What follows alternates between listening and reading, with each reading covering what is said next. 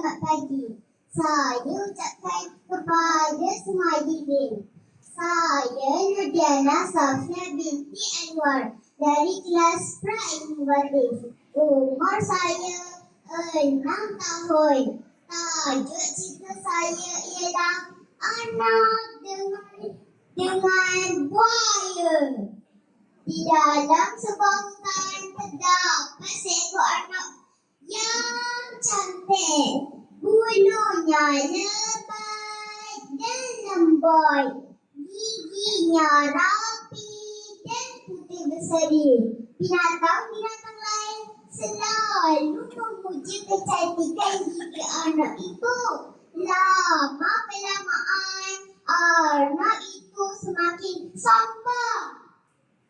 Pada suatu hari, Arnab berjalan di tepi sungai. Lalu ternampak seekor buaya. Arnab merasa takut dan tidak berani mendekati buaya itu.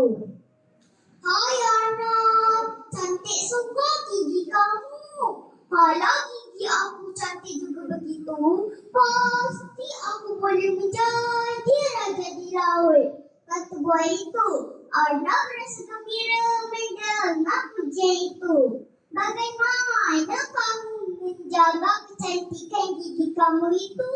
Tanya buaya sambil tersenyum.